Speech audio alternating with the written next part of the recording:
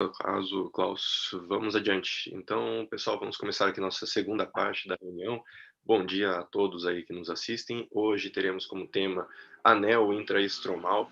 É uma honra receber os nossos convidados de hoje, também com ampla experiência no tema, que serão a doutora Fernanda Miranda Mendes, o doutor Evandro Diniz e o professor aí Paulo Ferrara.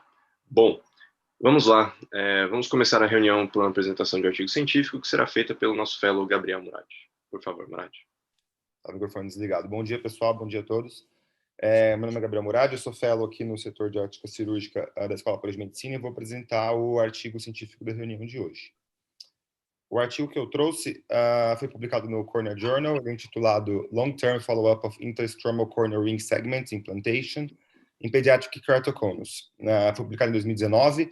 O primeiro autor é José Alfonso, esses os nomes dos demais autores, eles são do Instituto Oftalmológico de Fernández Vega, em Oviedo, na Espanha.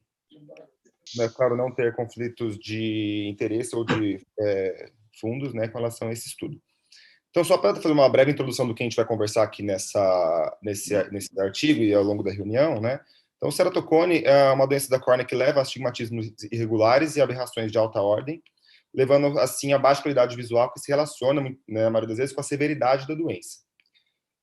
Em pacientes pediátricos, essa doença tende a ser mais grave e a ter mais progressão quando a gente compara isso com casos de pacientes adultos.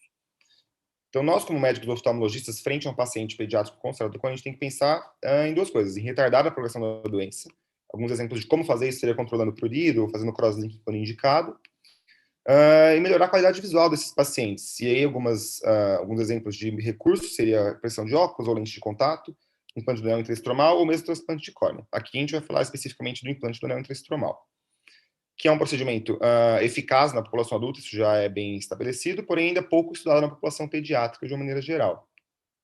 E os autores querem responder com esse artigo se o implante do anel intraestromal é seguro e eficaz em pacientes pediátricos. Para chegar nesse objetivo, foi então um estudo longitudinal retrospectivo, que levou como critérios de inclusão que fossem pacientes com idade menor do que 18 anos de idade, com diagnóstico de ceratocone, intolerantes ao uso de lente de contato, com a córnea transparente e uma paquimetria mínima de 400 micra. O diagnóstico de ceratocone foi feito através das análises da superfície anterior e posterior da córnea, com o tomógrafo Sirius, pelos valores da ceratometria e pela paquimetria. Os critérios de exclusão foram o ceratocone grau 4 pela classificação de Amsler-Krummeck. Eu não vou entrar em detalhes da classificação, mas basicamente, assim, isso significaria um ceratocone já muito avançado, né, em que você não consegue chegar a um valor de refração para o paciente, que você tem uma opacidade de córnea, uma perfuração, uma paquimetria abaixo de 200 micra, valores de bem elevados, então seria basicamente um ceratocone muito avançado, né. Cirurgias de córnea intraocular prévias também entraram como critérios de exclusão, história de ceratite herpética, ou um diagnóstico de doença autoimune ou doença de tecido conectivo do paciente. Então, esses pacientes foram submetidos a uma avaliação oftalmológica completa, com acuidade visual com e sem correção, refração dinâmica e estática, a ceratometria, topografia de córnea, OCT de segmento anterior, microespecular, tonometria, paquimetria, a biomicroscopia anterior e fundoscopia. E todos os pacientes, em todos eles foi feito o implante de anéis intraestromais de Ferrara. Esses anéis foram zonótica de 5 milímetros com base 600 micra ou zonótica 6 milímetros com base 800 micra, com espessuras variando de 150 a 300 micra e arcos de 90, 120, 150 e 210 graus. Os implantes todos foram feitos por 2 cirurgiões experientes, usando o laser de Fento II. E os autores avaliaram os pacientes após um dia, uma semana, um mês, 3 e 6 meses, e depois 1, 3 e 5 anos da cirurgia. O que vai estudar aqui no nosso artigo foi a acuidade visual com e sem correção, refração dinâmica, bioanterior, topografia e aberrometria dos pacientes. E o autor considerou uma instabilidade refracional, aumento de 1,5 dioptrias no Camax ou 1,5 dioptrias no cilindro pela topo entre visitas, uma instabilidade visual, a perda de uma linha com correção, e ele calculou, vou mostrar os resultados dos cálculos para aberração cromática, ele considerou uma pupila de 4,5 milímetros para os cálculos. Então, aqui, para os resultados, a gente vê que o perfil demográfico dos pacientes, ele conseguiu 88 pacientes para essa análise, totalizando 118 olhos, com a média de idade de 16,1 anos, variando de 10 a 18 anos, uma predominância de pacientes do sexo masculino, a gente vê que 80,5% pacientes masculinos, com equivalente esférico variando de mais 2,25 a menos 9,5, com uma média aqui de menos 1,77. O cilindro variando de 0 até menos 11,5, com uma média aqui de menos 3,64. O K mínimo de 45,32, variando aqui de 45 a 55. O K máximo 49,47 em média, variando até de 43,5 a 58. E aqui o K central, né, é médio de 47,18, variando de 42,25 a 55. E a aberração cromática de 1,56, variando aqui de 0,38 até 4,5. Os resultados que ele encontrou já avaliando a questão da evolução após o implante, então ele começa, a primeira avaliação que ele faz é de 6 meses após a cirurgia, em que ele calcula esse índice de eficácia, né, o autor considerou como índice de eficácia aqui, a média da acuidade visual sem correção após a cirurgia, dividido pela média da acuidade visual com correção antes da cirurgia, chegando a um valor de 0,8. Esse valor, segundo o autor, mostra um procedimento eficaz em melhorar a visão na maioria dos pacientes. O índice de segurança em 6 meses, o autor considerou aqui a razão entre as acuidades visuais com correção após a cirurgia e antes da cirurgia, chegando ao valor de 1,2, que novamente aqui, segundo o autor, mostra um procedimento seguro que tem um risco pequeno de piorar a visão após a cirurgia. O equivalente esférico dos pacientes diminuiu de 1,77 para menos 1,08. E essa diferença de equivalente esférico foi estatisticamente significante na análise do estudo, do artigo. Aqui esse gráfico mostra cada uma dessas 4 colunas, seria aqui então a acuidade visual sem correção pré, aqui na primeira coluna, e após na segunda coluna, mostrando a diferença da acuidade visual sem correção. Essa acuidade visual está medida em escala de logmar, né, que é uma representação logarítmica da acuidade visual, logaritmo de base 10, em que quanto mais próximo aqui do zero, né, quanto menor o valor aqui, seria uma acuidade visual melhor, na terminologia que a gente está acostumado a usar lá no Snellen. Então, a gente quer que o paciente se aproxime mais do zero, basicamente. Aqui, antes da cirurgia, a acuidade visual sem correção era uma média de 0,67. E após o implante do anel intrastomal, isso diminuiu para uma média de 0,37, representando uma melhora na acuidade visual sem correção, que foi estatisticamente significante também. Aqui, a acuidade visual com correção pré era aqui em torno do 0,2 logmar. E após a cirurgia, foi para 0,1 logmar, representando novamente uma diferença, uma melhora, que foi também estatisticamente significante na análise do estudo. Então, a porcentagem de olhos com acuidade visual corrigida de 0,1 logmar, que seria uma acuidade visual, né, considerada, que a gente pode considerar boa, seria aproximadamente, grosseiramente falando, em torno do 20 e 25 que a gente considera no Snellen, aumentou de 39% antes da cirurgia para 73,7% após, mostrando mais pacientes chegando numa acuidade visual aí de 0,1 logmar, que seria melhor do que eles tinham antes da cirurgia. E para 0,0 logmar, antes da cirurgia era apenas 5,1% e depois da cirurgia 32,2%. Esses valores estão mais bem representados aqui nesse gráfico, que a gente consegue ver aqui a porcentagem de olhos pela alteração na quantidade, na acuidade visual. Então, essas 3 colunas aqui mais para a direita seriam os que tiveram ganho de 1, 2 ou 3 ou mais de 2 linhas. E essas porcentagens somadas totalizam, então, 74,5%, que são os pacientes que tiveram, né, melhora na acuidade visual. 22% não teve diferença, e a gente teve aqui alguns que perderam uma linha. Então, aqui, 74,5, 88 olhos, né? Ganharam pelo menos uma linha em 6 meses. Com relação à redução do astigmatismo, outro parâmetro que ele avaliou, pacientes que tinham astigmatismo menor do que 2, ou seja, né, de 2, 1,5, algum valor menor do que 2, antes da cirurgia eram 30,5% e após a cirurgia 70,3%, mostrando que houve diminuição do astigmatismo, né, após o implante do anel. Quando ele faz a mesma análise para astigmatismos com valores menores do que 1,5 dioptrias, antes da cirurgia era 20,3% e depois 61%, mostrando aqui então que teve redução do astigmatismo. A redução do Cmax foi de uma média de 49,47 dioptrias para 47,64. Essa redução do Cmax foi estatisticamente significante na análise do estudo. E com relação à aberração cromática nesses 6 meses iniciais, houve também uma redução que também foi estatisticamente significante. 1,56 de média para 1,14. Essa tabela mostra aqui a acuidade visual cumulativa, né, dos pacientes antes e após a cirurgia. Então, as colunas de cor mais escuras são as acuidades visuais antes da cirurgia, e os mais claros após. Então, a gente vê que pacientes com uma acuidade visual com correção melhor ou igual a 0,3 logmar, antes da cirurgia aqui girava em torno dos 83%, minha coluna do zoom está bem aqui na frente, isso, 83%, e após a cirurgia era 93%. Quando a gente começa a chegar em acuidades visuais mais exigentes, né, mais próximas do 0,0, então melhores, a gente vê que é bem discrepante aqui as duas colunas, né, de antes da cirurgia e após, culminando aqui no logmar 0,0, que antes era apenas 5,1 e após 32%.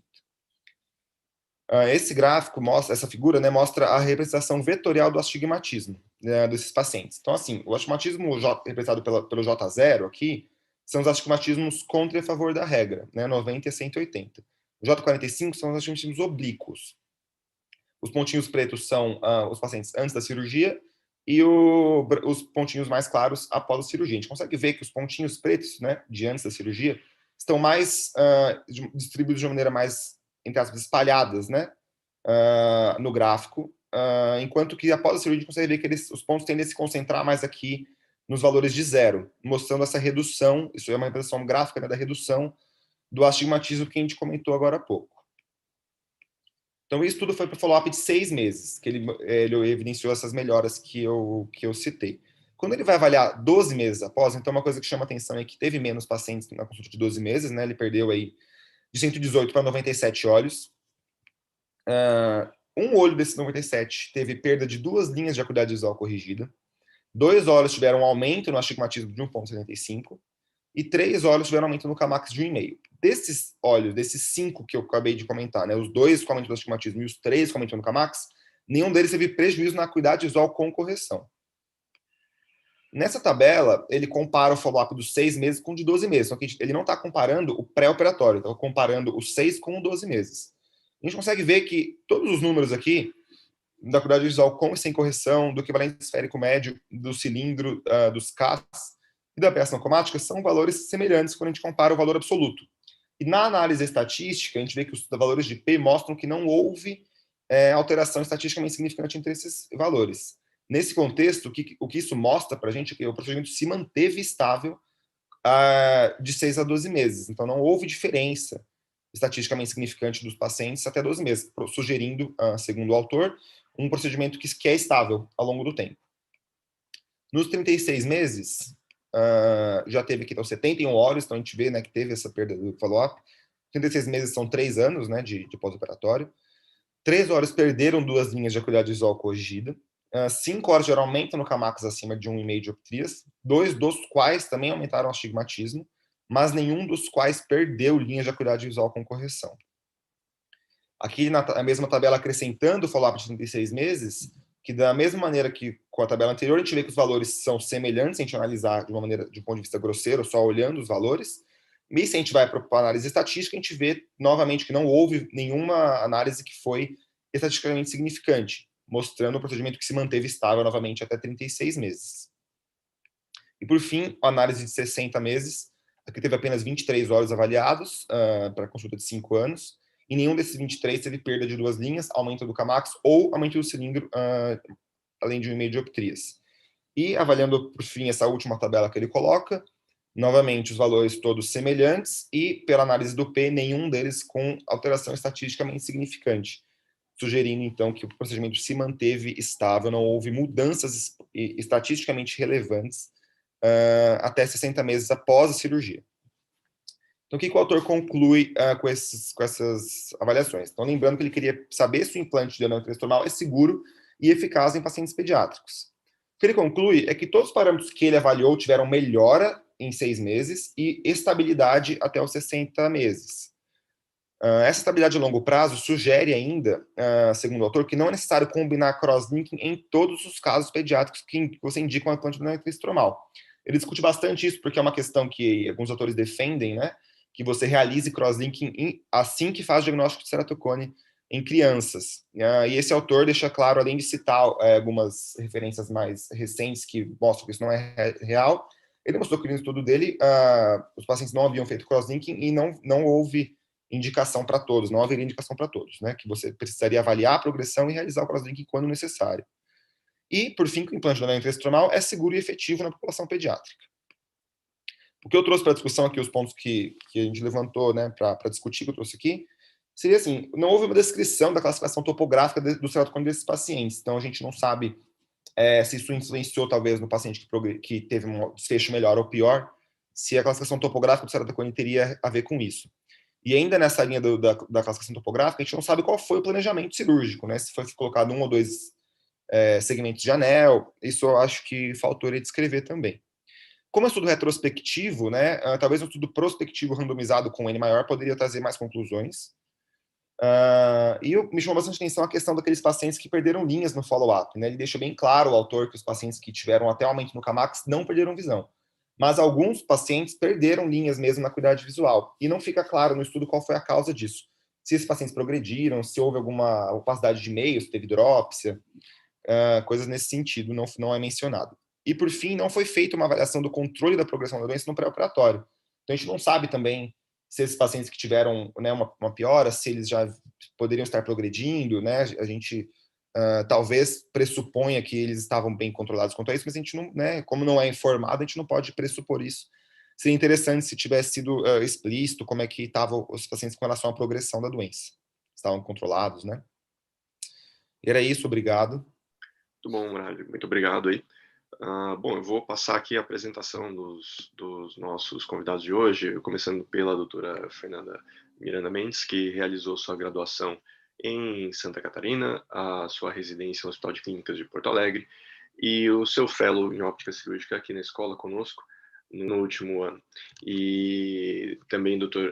Evandro Diniz, que fez também a sua graduação na Universidade Federal de Minas Gerais, sua residência em Belo Horizonte, com especialização em córnea e doenças externas pelo BOS, doutoramento em curso pela USP. E também tem uma grande experiência em anéis intraestromais, principalmente com a Cara Ring. E Dr. Paulo Ferrara, fez sua graduação aí também em Minas, pós-graduação em oftalmologia pelo Hospital São Geraldo, doutorado pelo Instituto Hilton Rocha, e pioneiro aí no anel intraestromal, tem as suas patentes, inventor aí do anel de Ferrara e com grande experiência, mais de 40 anos aí de tratamento do segmento anterior. Eu agradeço novamente a participação dos nossos convidados e eu gostaria de perguntar ao Dr. Paulo, ao Dr. Evandro, se eles têm algum comentário, se eles conheciam esse artigo científico, se gostariam de falar a respeito. Pronto. Bom dia a todos. Parabéns ao Dr. Murat pela excelente apresentação. Acho que ele foi muito feliz aí na análise do trabalho. E eu gostaria de comentar o seguinte, que com relação ao planejamento cirúrgico, né, isso não... tem planejamento cirúrgico melhores e piores, ou seja, mas não quer dizer que o implante do anel não vai retardar ou impedir a progressão da doença. Portanto, eu não vejo assim necessidade de estar detalhando qual que foi o planejamento cirúrgico. Né? A descrição da classificação também ela não tem muita importância, já que ele exclui aqueles casos mais avançados. Né? Um estudo retrospectivo, claro, o prospectivo é sempre melhor, mas na nossa experiência o anel realmente ele estabiliza ou, no mínimo, retarda a progressão do ceratocone em criança. O que a gente tem feito aqui é associar a riboflavina oral em todos os pacientes, em qualquer idade. Né? Isso aí você acaba fazendo, não resta dúvida, um cross-linking fisiológico, porque a riboflavina interage com a luz solar e isso tem uma repercussão, tem um efeito, né, sobre a córnea. Com relação à perda de linhas no follow-up, realmente a gente pode imaginar que ele esteja fazendo essa avaliação com óculos, né, e se a córnea progride, com certeza o motivo é a causa da baixa de visão. Né? E com relação à avaliação do controle de progressão da doença no pré-operatório, eu também não vejo nenhuma relevância. Por quê? Porque o paciente jovem, o paciente adolescente, né, o infante, a gente imagina que isso vai progredir. Né? Então, eu acho que, uma vez que se faça o diagnóstico e que se tenha uma baixa de visão nesses pacientes, A primeira conduta realmente é corrigir a deformidade corneana, né? E, com certeza, observar de perto, porque se houver progressão, a outra alternativa é fazer o crosslink. Legal. Eu vou passar a nossa apresentação da doutora Fernanda Mendes, que vai apresentar para a gente os fundamentos aí do anel intraestromal. Então, por favor, Fernanda, e obrigado novamente aí pela participação. Bom dia a todos, obrigada pela oportunidade de estar aqui nessa reunião, doutor, os outros convidados que são muito admiráveis. Então, vou falar um pouquinho da parte de fundamentos do anel, né?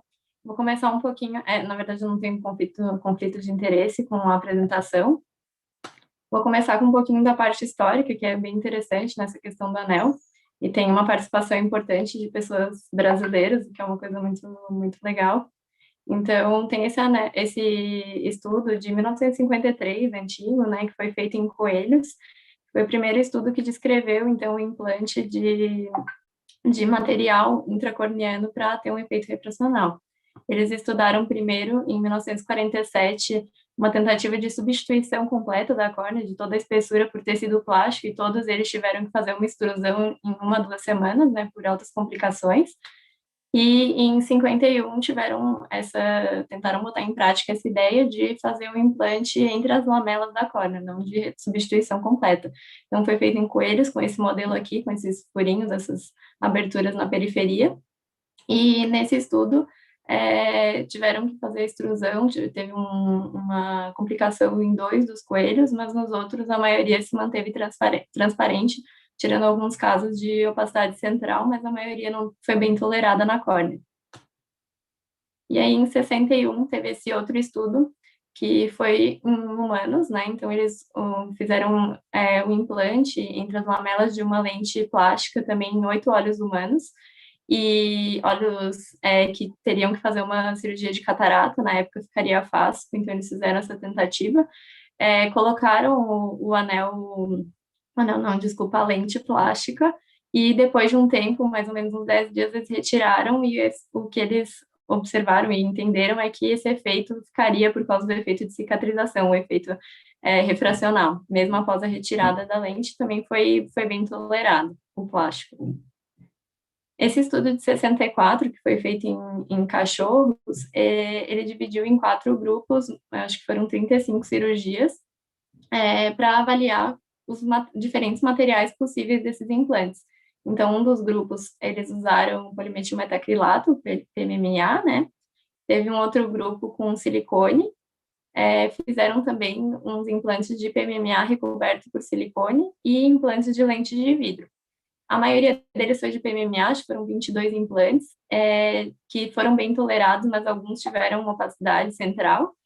De silicone, eles acharam que teve o melhor resultado óptico, mas foi muito difícil fazer a lente no formato que eles gostariam, fazer o modelamento da lente.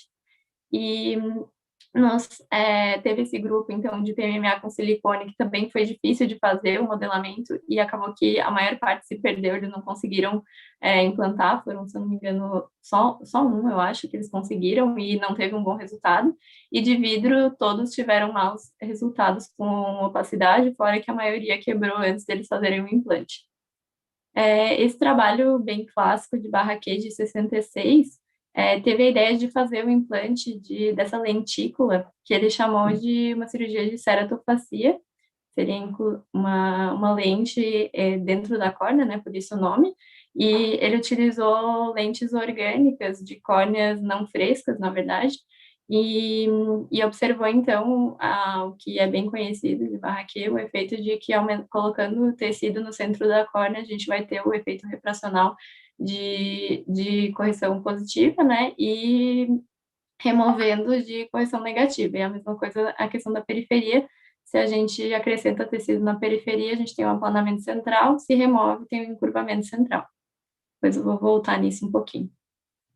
Esse outro trabalho clássico de Blavatskaya, um russo, né, de 68, descreveu esse efeito também do diâmetro e da espessura no poder refrativo dos procedimentos. Então, quanto menor o diâmetro dos implantes, maior a espessura, teria um maior efeito refracional. E aí ficou um tempo sem se comentar tanto, sem tantos trabalhos numa frequência tão grande, e depois, 20 anos depois, mais ou menos, isso foi retomado com bastante força, né? Então, teve esse trabalho de 1989, de Fleming, que estudou o efeito de constrição dos anéis e de expansão. Então, ele viu que fazendo uma constrição tem um efeito de encurvamento e a expansão de aplanamento central. E esse outro trabalho de 2 anos depois estudou um pouco das variações de acordo com os tamanhos de anel e de espessura. Em 93, a gente tem um trabalho do professor Walton Nozé como primeiro autor aqui do Brasil, né? Que foi o primeiro trabalho de implante em humanos de anéis, com resultado de 1 ano, e de implantes que foram feitos em olhos não funcionais. Então, foram 3 olhos, com anéis de espessura de 0,3 e diâmetro externo de 7,7, e teve um aplanamento médio de mais ou menos 2 dioptrias. Não teve complicações em 1 ano nesse follow-up, complicações mais importantes, e depois da remoção de um dos anéis teve reversibilidade dos efeitos, né, de dioptrias corneanas, então a córnea retornou à forma original. Em 95, tem esse artigo também revolucionário do professor Paulo Ferrara, que tem uma importância muito grande na técnica. Então, antigamente, pensava-se em fazer esse flap para a colocação dos implantes interlamelares, né? E ele descreveu a técnica, então, em um túnel, que preservaria o centro corneano, então, reduz as opacidades centrais. Isso foi também muito, muito importante. 1 ano depois, teve esse outro trabalho do professor Walton Nozé, que avaliou em 1 ano de resultado depois de pacientes para correção miópica. Então, foram 10 olhos com uma correção pré-operatória de -2,63 a -4,25 de dioptria esférica. O anel também foi a mesma espessura do estudo anterior. 9 desses 10 olhos tiveram uma acuidade visual sem correção melhor do que 20/40, e todos eles com óculos chegavam a 20/20. 3 desses olhos chegaram a uma acuidade de 20/20 sem correção, e um dos olhos daqueles 10 que não chegou a 20/20 com óculos, ele teve necessidade de explante, então ficou 20/30, mas depois do explante teve reversão completa e retornou a 20/20 com a correção. E aí, depois de todos esses estudos, em 1999, teve a aprovação pelo FDA do Intax, primeiro anel aprovado. Primeiramente, ele foi aprovado para uso de correção de miopia, depois, no início dos anos 2000, ele foi aprovado também para correção de ceratocone. Então, em relação aos fundamentos do anel, né? Por que a gente faz a cirurgia? Seria um remodelamento corneano por adição de tecido na média periferia. Foi demonstrado nesses estudos anteriores que tem uma preservação da integridade corneana, tem um efeito de regularização topográfica e correção refrativa, mas preservando a forma. Tem uma compatibilidade sinérgica com outras técnicas, então pacientes pós-transplante, pacientes com ceratocone que precisam fazer o cross-linking para o efeito de diminuir a progressão, ou mesmo o uso de lente tórica em casos de pacientes que ficam com astigmatismo residual mais regular, né? Não dá para associar as técnicas. E é muito importante a gente ter sempre em mente qual o objetivo do implante de anel, que é reduzir as aberrações de baixa ordem, principalmente miopia e astigmatismo, e de alta ordem, como o coma e a aberração esférica, quando a gente não tem outras opções menos invasivas e mais precisas para melhora visual. Isso é importante a gente adequar as indicações e adequar o cuidado pré-operatório para ter um bom resultado e uma boa satisfação do paciente. Então, a consulta pré-operatória ela é essencial, tem que ser revisto sempre a indicação, qual que é o padrão topográfico, as comorbidades do paciente, qual é a refração pré-operatória, a acuidade visual que ele chega sem correção, com correção. Nos casos de anisometropia, tem que ter muito cuidado por causa da correção miópica, né? Às vezes tem um caso miópico bilateral, a gente faz uma correção muito grande da parte esférica e depois a pessoa fica com uma refração mais intolerante, tanto para óculos quanto sem correção, com uma diferença muito grande.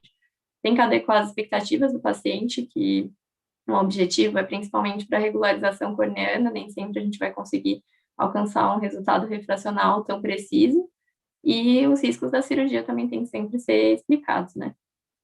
Então, voltando àqueles artigos clássicos, né, tem a lei de Barraquer, que diz que toda vez que um tecido for adicionado à periferia ou removido do centro da córnea, a gente vai ter um aplanamento, né? e a lei de Blavatskaya, que essa correção obtida com o implante do anel é diretamente proporcional à espessura e inversamente proporcional ao diâmetro. Em relação a essa questão da espessura, tem esse trabalho de 93, que demonstrou um aumento da espessura, um aumento do efeito de aplanamento central. E então a gente faz o implante do anel em média periferia com o objetivo de alterar o comprimento de arco das lamelas estromais, aplanando a córnea central, como mostra nessa figurinha aqui, né? Aqui é uma figura de anátomo patológico que mostra também como se estivesse esticando aqui as lamelas corneanas e tem um afinamento também correspondente do epitélio em cima do anel, né? E a gente pensa também sobre a profundidade. Quanto maior a profundidade que a gente coloca o anel, menor o risco de extrusão, maior a segurança, né? Mas também menor o efeito no estroma anterior. Então, a maioria dos trabalhos, dos implantes, são descritos em torno de 2/3 de profundidade do estroma, né? Que dá 60%, 70%. E o que a gente espera, então, de efeito do anel? Primeiramente, entre as extremidades do anel, nessa linha imaginária que a gente pode traçar, a gente vai esperar um aplanamento como efeito, e perpendicular ao anel, um efeito de encurvamento. Então, tem essa soma desses dois efeitos. Aqui tem um exemplo topográfico para ilustrar um pouquinho melhor. Tem um ceratocone astigmático, né, que foi feito um implante de 2 anéis, um de 160 e um de 90. E os efeitos que a gente tem, então, nesse mapa diferencial, é o aplanamento nessa linha entre as extremidades, né, e um encurvamento perpendicular aos segmentos. Aqui um outro exemplo com um ceratocone mais assimétrico inferior, né, com coma maior. Então, realizando o implante de um segmento só, o que a gente espera de efeito é um encurvamento da região oposta perpendicular e um aplanamento do eixo nessa linha que liga as duas extremidades. Então, aqui também um exemplo topográfico, mostrando um ceratocone parecido, colocando um segmento, se eu não me engano, esse exemplo é de 160 ou 210, a gente espera esse aplanamento dessa linha entre as extremidades, um aplanamento também da região onde foi implantado o anel, e um encurvamento perpendicular, diferente quando a gente coloca 2 segmentos que aplanaria também essa região superior. E aqui o mapa diferencial mostra exatamente isso, né? Essa área mais curva superior e essa área de aplanamento inferior importante. Agora, falando um pouquinho sobre as diferenças de comprimento de arco, arcos que são menores geram um menor aplanamento em relação aos arcos mais longos, né? Então, em correção miópica, por exemplo, a gente prefere usar os arcos mais longos, e os menores geram maior encurvamento perpendicular, então tem uma maior correção do astigmatismo. Aqui é um exemplo de uma córnea hiperprolada, né? E nesse caso, colocando um anel em segmento mais longo, esse aqui foi um de 325, foi um anel durante o fellow do ano passado, a gente obtém, então, esse efeito no pós-operatório, e no diferencial dá para ver o efeito grande de aplanamento central no arco longo. Aqui, para ilustrar um pouquinho as diferenças entre os segmentos, né, então, arcos de 90, que é um arco mais curto, vai ter uma correção principalmente do astigmatismo, enquanto os arcos maiores de 300 têm uma correção boa de astigmatismo, do coma, mas tem um aplanamento bem importante da ceratometria. E os intermediários também têm esse efeito progressivo aqui, né, tanto na correção do coma, a inversamente proporcional ao astigmatismo e um aplanamento cada vez maior, quanto maior for o comprimento de arco. Aqui, falando um pouquinho da zona óptica, né, se for menor a zona óptica, a gente também espera uma maior correção astigmática, um maior efeito do anel, e anéis com zona óptica maior poderia ter um efeito maior de correção miópica. E quais são os conceitos importantes que os nomogramas de cada anel levam em consideração? Eu vou falar um pouquinho de termos mais gerais, porque cada nomograma tem suas particularidades, mas a gente sempre tem que pensar na refração do paciente, a esfericidade da córnea, então se é uma córnea mais oblada, com esfericidade positiva, ou uma córnea mais prolada, negativa, o astigmatismo topográfico e qual que é o eixo desse astigmatismo, o coma também com o eixo, né, a gente consegue isso nas tomografias de córnea, tem tudo descrito direitinho, e em relação à topografia, o padrão topográfico e a assimetria da ectasia. Então, aqui nessa figurinha da esquerda, um caso que a ectasia está 100% de um lado, né? Aqui fica 20%, 80%, esse quadro aqui é quase simétrico, né, 40% a 60%, e tem as ectasias mais simétricas de 50 a 50. E os mapas de elevação posterior também. Então, para a descrição, principalmente do nomograma do professor Paulo Ferrara, tem esses padrões de elevação posterior, de lagoa, de península, de istmo, de lagoa descentrada. Isso corresponde a cada elevação posterior. Então, o de lago, aqui a gente vê o ceratocone nipo na face anterior da córnea. O península seria o correspondente ao ceratocone oval, istmo ao Boltai, ou ceratocone astigmático, e o de lagoa descentrada ao padrão mais de pelúcida ou pelúcida-like. Aqui é a classificação de Fernandes Vega Alfonso, que divide os ceratocones em 5 padrões, e tem aqueles critérios, então, de localização, de relação entre os eixos refrativo, topográfico e de coma, se eles são coincidentes ou não, se eles são, inclusive, perpendiculares, de ortogonalidade do astigmatismo, simetria do astigmatismo, e aí ele chega nesses 5 padrões topográficos, que é o croissant, o pato, né, o patinho feio, o snowman, nipple e bowtie.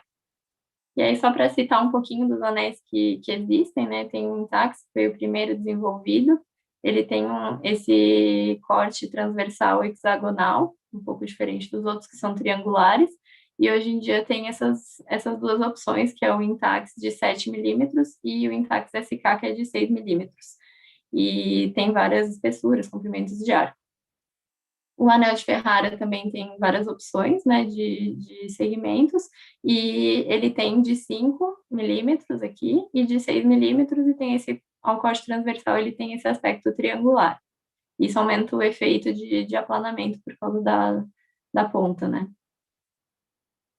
O Ring, a outra opção, também tem esse corte triangular no aspecto transversal, também tem outros comprimentos de arco um pouquinho diferente, e o tamanho de zona óptica pode ser de 5 ou de 6 milímetros. E o que tem de mais novo do Ring são os anéis assimétricos, então começa com uma espessura e vai aumentando progressivamente. Então, isso aumenta o efeito nessa ponta que é mais espessa, né? E tem esse Mirror Ring, que é um descrito australiano, na verdade, esse produto, e ele é de um plástico maleável, né, e é 360, então é colocado também com tipo um pocket, assim, esse implante.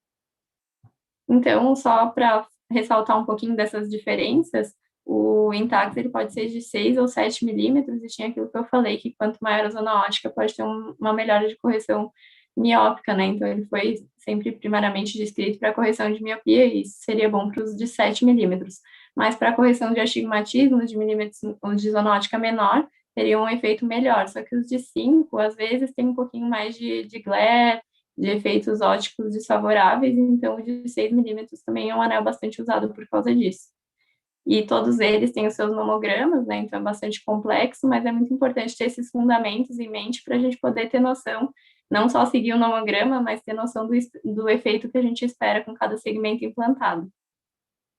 Obrigada, então vou abrir para os outros participantes para comentários.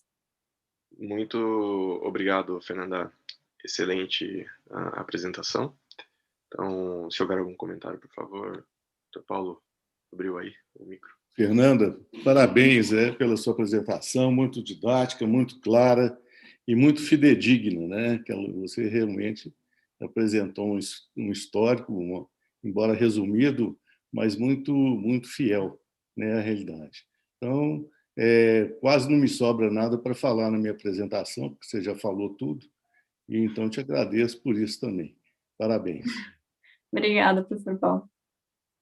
Muito bom. Eu vou passar para o nosso próximo palestrante, então. Bom dia aí, doutor Evandro. E eu vou pedir já para o senhor compartilhar sua tela, se possível, por favor. Bom dia, Felipe. Muito obrigado pelo convite. Parabéns aí ao Gabriel pela apresentação do artigo, e Fernanda também, como disse doutor Paula, brilhante apresentação que facilitou muito, com certeza, nosso trabalho, né, aqui, muito didática realmente e completa. E agradecer mais uma vez esse convite, estar nessa casa que muito honra, acho que a todos os oftalmologistas do Brasil e do mundo, de poder estar presente, né? eu não tenho nenhum conflito de interesses também, já vou seguindo com a apresentação, pelo avançar do horário aí, para a gente poder, de repente, ter algum tempinho para discutir no final. Então, eu preferi ficar mais quietinho nesse tempo aí. Eu não tenho nenhum conflito de interesse em ANEEL especificamente, mas eu tenho financiamento de pesquisa de um projeto de doutoramento pela Alcon e pela Medfacus. É claro que todos os que me antecederam já falaram sobre ceratocone, mas a gente precisa realmente lembrar que sempre que a gente está falando de tratamento cirúrgico do ceratocone, a gente não pode esquecer do paciente e olhar só, né, para o caso clínico, né? É uma doença multifatorial que impacta na qualidade de vida desse paciente e o tratamento vai ser estágio dependente, né? Então, como Fernanda mesmo disse, o anel vai vir muito bem indicado quando a gente não tem outras alternativas de dar excelente qualidade de visão para esse paciente. Então, desde que a cirurgia seja indicada dentro dos critérios estabelecidos, né, isso é muito importante, a gente pode reduzir a variabilidade dos resultados aprimorando o nosso planejamento cirúrgico, né? Acho que quanto mais a gente estudar diferentes nomogramas, mecanismo de ação do anel, diferentes tipos de anel e como isso repercute no resultado, o nosso paciente de ceratocone, que é o principal objetivo, né? Melhorar a qualidade de vida desse paciente, ele vai se beneficiar em muito desses aspectos.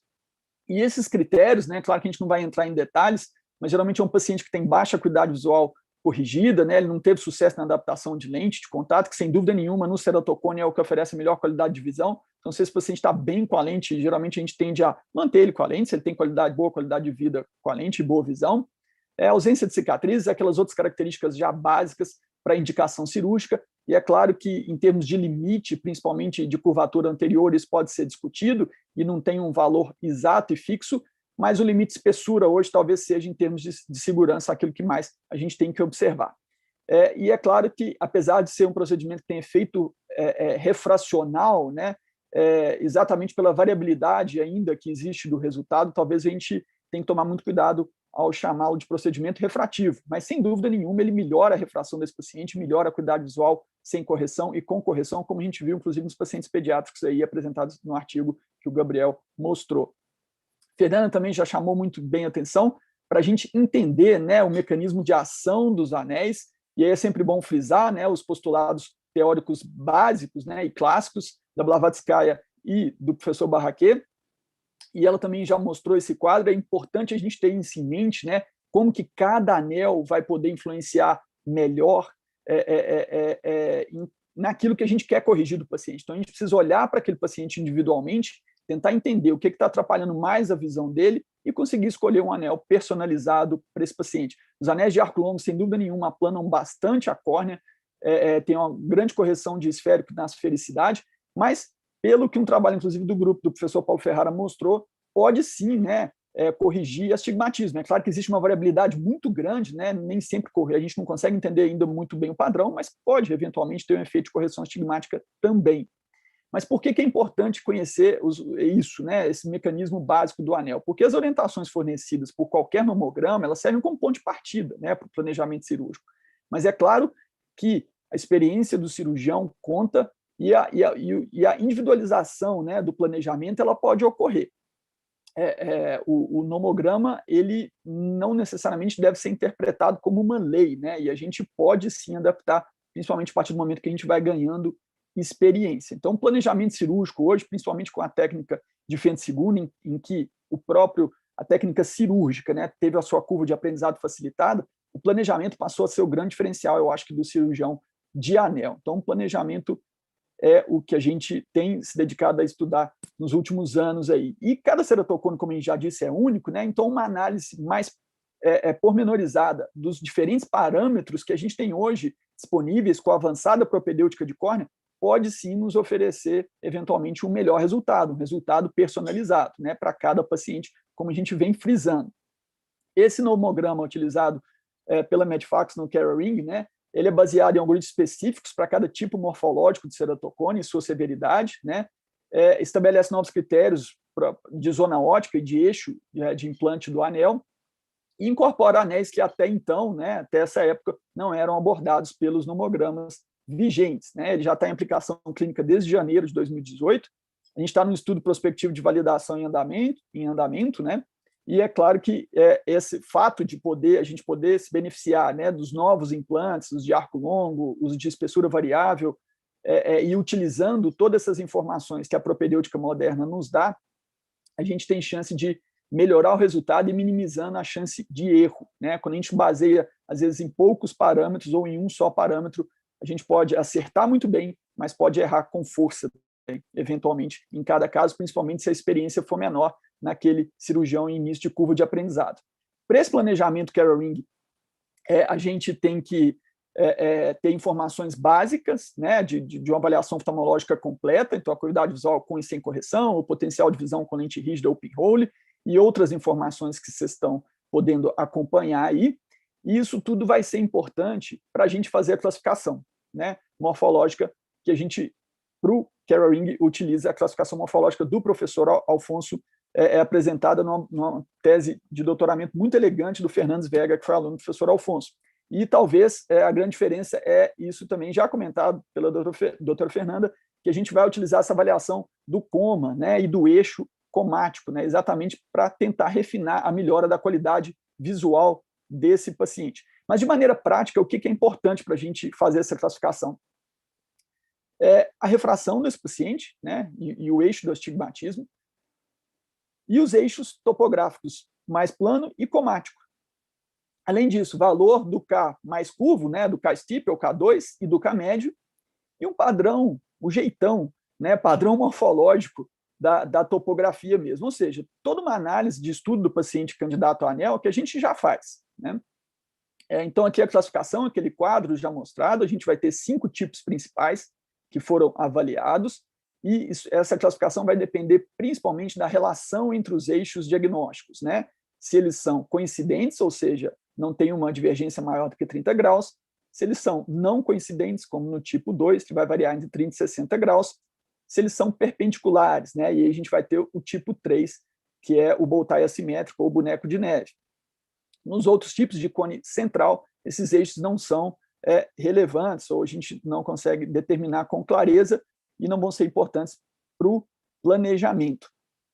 E uma coisa que precisa chamar a atenção, é claro que todo mundo já sabe disso, mas é a avaliação com a escala da topografia adequada, né? Aqui o mesmo paciente, o mesmo exame, quando a gente muda a escala, a gente consegue realmente perceber melhor o padrão morfológico antes mesmo da análise dos eixos diagnósticos, né? Então, o mesmo paciente, a gente pode interpretar também de maneira diferente se a gente não ajusta a escala de maneira adequada. E aí, a partir do momento que você fez a classificação, né, se está em tipo 1A ou 5, né, aquela classificação do professor Alfonso, o trabalho fica muito fácil, porque aí é só seguir o passo a passo do nomograma, e a gente vai ter, por exemplo, para o tipo 1, que é o croissant, a gente vai escolher a zona óptica de acordo com o K2, e a gente vai escolher a espessura do anel de acordo com o astigmatismo topográfico, e a gente pode até utilizar um anel de 90, né, um anel mais curto, caso esse astigmatismo seja muito alto, para a gente alcançar uma correção maior. Esse tipo de planejamento ele já é habitual, né, quase intuitivo para quem já faz anel, e ele não tem uma diferença muito grande do que a gente já fazia. E aqui só um exemplo, né, desse paciente que tem, aí, no caso, um astigmatismo alto, com um K2 inferior a 52 dioptrias, então foi escolhido o anel na zona óptica de 6 milímetros, esse anel de 150 a 250 micra de espessura, aqui é a avaliação da biomicroscopia, e a gente vê no mapa diferencial, né, o efeito do anel exatamente com aquilo que a gente queria nessa correção e a melhora significativa da refração, da acuidade visual não corrigida e corrigida desse paciente. Também a redução de praticamente 50% do valor do coma desse paciente. Então, é importante, né, entender que essa redução da aberração de alta ordem tem um papel importante no resultado e na melhora da qualidade de visão desse paciente. Quando a gente caminha para os próximos tipos, né, o raciocínio vai ser mais ou menos o mesmo. A gente avalia aqueles parâmetros que a gente já disse, né, a gente já fez a classificação, né, pelos eixos diagnósticos e avalia esses parâmetros agora aqui de K médio e astigmatismo, né? Então, se não é uma córnea extremamente prolada, tem um K médio menor do que 52, a gente vai usar aqui o anel de espessura variável, exatamente porque esse tipo 2 ele tem realmente aí os eixos diagnósticos não coincidentes, é que a gente quer uma correção maior nessa parte inferior. Se for uma córnea extremamente prolada, a gente vai lançar a mão do anel de espessura variável, mas de arco longo, porque eu quero sim corrigir essa assimetria da ectasia, mas eu quero também aplanar bastante essa córnea, né? E a gente vai ver um exemplo aqui, né, desse tipo 2, que é o bow tie, um anel de espessura variável, né, um anel assimétrico, então ele vai ser mais espesso nessa parte inferior, atingindo exatamente aqui uma correção maior, o que a gente comprova pelo mapa diferencial, né, e a melhora da qualidade de visão desse paciente. Um outro exemplo, mais rapidamente, principalmente para a gente ver o mapa diferencial, que esse anel tem um efeito sim maior nessa parte inferior. No tipo 3, a gente pode até fazer uma diferenciação, e aqui, para esse tipo 3B, a Fernanda mostrou um caso, né, que é aquele, a gente chama desse bow tie ali sem cabeça, né, e que tem o coma como principal fator, mas o mais comum é o 3A, é o bow tie assimétrico, boneco de neve mesmo. E aí, classicamente, já desde antes desse nomograma, a gente vem utilizando com ótimos resultados esse anel de espessura variável, né, porque intuitivamente até a gente entende, né, qual que é a utilidade desse anel nesses casos aqui. E, de novo, mostrando um caso clínico de um paciente que tinha visão com lente de 20 e 30, e depois desse implante de 2 segmentos de espessura variável, corrigindo, né, aplanando mais essa parte inferior do bow tie assimétrico, a gente tem uma qualidade de visão sem correção, igual a que ele tinha com lente antes, né? Então, uma correção bem interessante, aí, uma satisfação do paciente também importante, chamando atenção para o mapa diferencial, que eu acho que é uma ótima forma de estudar o mecanismo de ação do anel, você até olhar o mapa diferencial antes, né, e tentar adivinhar qual anel foi utilizado. Isso é uma forma ótima de praticar e entender o mecanismo de ação. De novo, né, nesse tipo 3A, se ele tem uma córnea hiperprolada, a gente vai usar esse anel de arco longo e espessura variável para eu beneficiar dos dois tipos de ação, aí, um aplanamento importante, mas também correção dessa simetria. E aqui mais um caso de exemplo desse paciente, então, que tinha um K médio acima de 52 dioptrias, e a gente atinge uma boa visão e o mecanismo de ação do anel também, né, tendo um efeito maior nessa parte do meio ali do anel de arco longo, que é mais espessa. Inclusive, esse anel, ele costumava vir com essa chanfradura aqui no meio do arco, exatamente para a gente diferenciar do arco longo de espessura regular, né, aqui em maior detalhe. O cone nipple, né? Eu estou passando mais rapidamente, viu, Felipe? Mas é porque eu acho que aqui é mais para a gente dar a noção do nomograma, 20 minutos, né? Assim, é claro que a gente não vai entrar em detalhes, mas depois, inclusive, para a gente poder discutir o que a gente vê como vantagens e desvantagens desse nomograma. O nipple, né? Já desde antes, a gente talvez seja a melhor indicação, né? do anel de arco longo. Realmente, os resultados são bem interessantes, né? Eu não tenho um pensamento, e pela experiência também a gente não vê isso, que o anel de arco longo serve para tudo e qualquer tipo de padrão morfológico, né?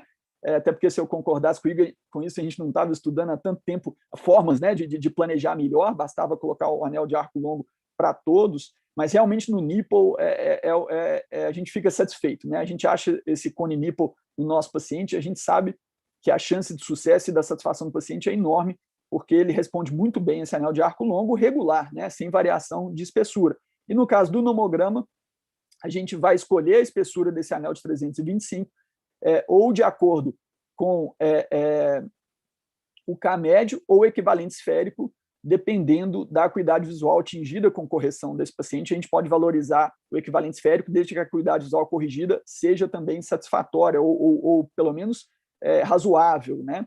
E se não for, aí a gente utiliza realmente o K médio para utilizar nas córneas mais proladas um anel mais espesso. O tipo 5, né, a gente chega aí no último tipo, é aquele cone bem estigmático, né, do bow tie, que ele é regular e simétrico, né? E aí a gente faz duas diferenças, né?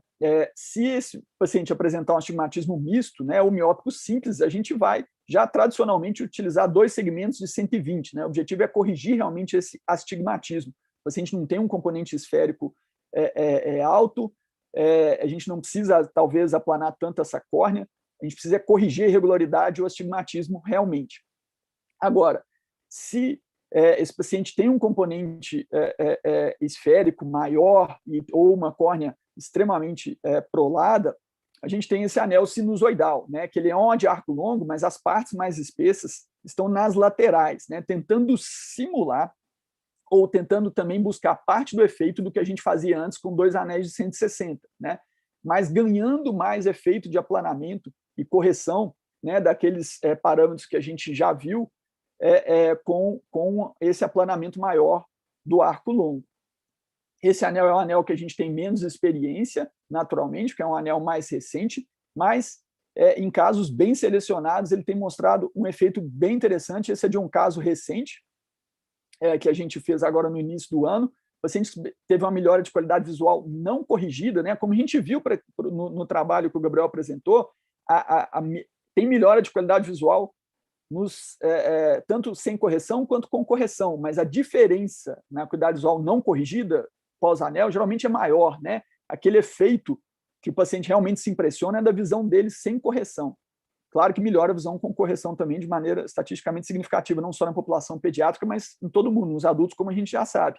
E aqui, então, é um anel que, apesar de ser de arco longo, esse anel sinusoidal, ele consegue ter aquele efeito de ponta, né? Que a Fernanda mostrou ali muito bem, que é aquele efeito de aplanamento, como se a gente tivesse 2 anéis de 160. Esse é o objetivo do anel sinusoidal, certo? Bom, aqui só relembrando, eu acho que, como vocês viram, o caminho, né, o passo a passo do nomograma, claro que falando rápido, assim, se alguém nunca deu uma olhadinha, parece um pouco mais complexo, mas eu só vou discordar da Fernanda em uma coisa, né, que ela falou que os nomogramas são complexos. Eu não acho os nomogramas complexos. Eu acho que se a gente olhar com calma, não só o nomograma Carol Ring, mas também o nomograma do professor Paulo Ferrara, eles são simples e facilitam realmente o trabalho. É claro que a compreensão do mecanismo de anel facilita muito, e no caso desse nomograma Carol Ring, depois que você faz a classificação, aí realmente é seguir ali os passos e ir raciocinando junto, né? Bom, como palavras finais aí para concluir, eu acho que a inclusão de múltiplos parâmetros, né, no planejamento cirúrgico permite sim, né, uma maior personalização, minimizando os erros e aprimorando os resultados para o nosso paciente. E um nomograma, né, que incorpora esses múltiplos parâmetros, eu acredito que permite, não só para o cirurgião experiente, mas também para aquele cirurgião menos experiente, né, alcançar melhores resultados, personalizando a cirurgia para o seu paciente. É claro que novos estudos, né, principalmente análises comparativas, devem ser realizadas para a gente entender melhor não só o efeito desses nomogramas, mas também desses novos anéis que vão surgindo e certamente não pararão de surgir, né? Eu tenho certeza que a indústria, né, ela fomenta essa inovação, e a gente vai ter sempre novas oportunidades de oferecer melhor tratamento para o nosso paciente, e a gente precisa de muita análise crítica, tempo, né, estudo e trabalho, e aguardar, né, realmente assim, para a gente ver e escolher melhor o que realmente é melhor para o nosso paciente. Né? No futuro, eu acho que a customização para o modelamento de elementos finitos da córnea, né, pode ser um caminho, ou seja, a gente poder utilizar isso para simular o resultado do paciente, e, eventualmente, né, o sonho, eu acho que de consumo de qualquer cirurgião, é poder confeccionar o seu próprio anel com tecnologia 3D, personalizando realmente de maneira mais fidedigna para aquilo que o paciente precisa. Eu agradeço mais uma vez aí o convite e fico à disposição aí para qualquer tipo de contato e discussão. Obrigado. Muito, muito obrigado, Evandro. Excelente apresentação, como sempre, mais uma honra tê-lo aqui novamente conosco, tá? Eu gostaria, então, de chamar na sequência o Dr. Paulo Ferrara. Fique à vontade, por favor, Dr. Paulo, para fazer aí seus comentários e também, na sequência, para iniciar a sua apresentação. Muito bem, doutor Evandro. Excelente apresentação. Eu acho que essas modificações, esses avanços, né, no conhecimento só podem beneficiar os nossos pacientes. Então, a gente tem que ter realmente a cabeça aberta para estar recebendo novas informações, novos conhecimentos, novas experiências, né? E isso tudo só faz acrescentar para a gente prestar um bom serviço, né, e um bom atendimento. Parabéns. Muito bem, em seguida, vou compartilhar a tela aqui com vocês e agradecer ao doutor Felipe e à doutora Maria Cristina o convite para participar dessa reunião. né?